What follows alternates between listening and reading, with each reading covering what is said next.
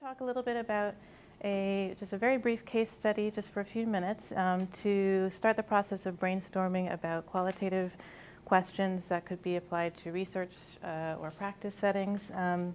And you do have a handout already right in front of you, so I'm just going to review this case very briefly. Then we'll do some brainstorming together and thinking about it. So the case that I have for you today is from a community health center teen clinic. It's a real life case that I know has happened recently. So there's a community health center in a Boston neighborhood that has developed a specialized teen clinic, and their hope is to help address high-ish rates of teen pregnancy, or unintended pregnancy rather, STI rates, all that sort of thing.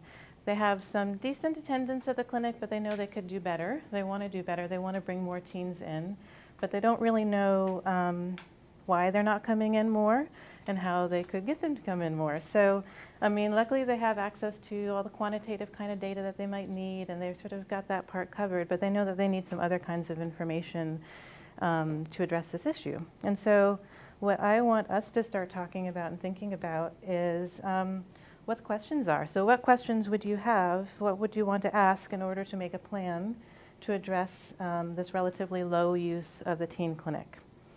So that's the basic setup of this. And I'm wondering if anybody has any questions about the scenario in general, if you just sort of understand the setup here. Okay. So if anybody wants to, I know you've just been introduced to this idea, but just right off the top of your head, what are the kinds of things you might want to know? What kinds of questions are you thinking that you would want to answer? Yeah, Jessica. What barriers are preventing the teens from coming in? Mm-hmm. So who would you want to ask that of? Who's going to be? Mm-hmm. Anybody else that might have insight into that, or? I'm not sure. It's a question. I don't know. I think I would just want to go right to the source. Yeah. Yeah, that's great. Did you have? No. Okay. What else? Yeah. I would probably want to also make sure that I really understand how the clinic works. Great. In terms of like what happens when a patient comes in. Yeah, it's a very good So that question. people do feel comfortable when they get there. Yeah. So how would you find that out? What are some ways you might do that? I would talk to the front desk staff, maybe do some observation. Yeah. See what's going on. That's great. And what might you learn from that information? How do you think it would help you think through the problem? If I could identify some systems issues at the clinic, I could try to change those. Yeah. And maybe get input from the teams about maybe systems issues that they perceive if somebody Yeah. even had a bad experience. Yeah. The one bad experience can filter through a whole big group, right? People talk. Yeah. Yeah. What other kinds of questions might you have if you're trying to address this question of why they're coming in, why, yeah. Maybe you can help us frame this as a question, but kind of along the lines of what you were saying, when I did some work in Lawrence, the teens didn't want to go to the clinic because they knew everybody who worked there. It's a very good point.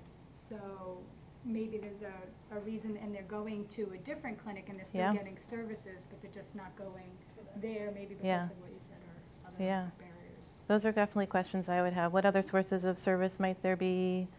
And so this is a neighborhood health center. They're located obviously in the neighborhood, but then they're meant to serve people in the neighborhood. But and the other thing that is interesting about this case that I happen to know, another little reveal, is that they're trying to serve students in the local high school, right in the neighborhood, or trying to serve their neighborhood kids. But a lot of those students end up going outside of the neighborhood for school, so they might be in a whole other setting much of their day. Sort of the way the schools are set up, people might travel quite a bit to go to a different area for school. Any other ideas? Any other thoughts about what you'd want to learn? Yeah. If family members were also going to that same health center, they might not want to go where their families are going, where they might be seen by neighbors or grandparents or parents. Sure. Also the times that the clinic is open. Yeah. Make sure it's times that the youth would be able to go. Yeah. And it's convenient for them. That makes a lot of sense. Okay. And how might you try to learn about some of the parent issues, or sort of being seen, or privacy issues?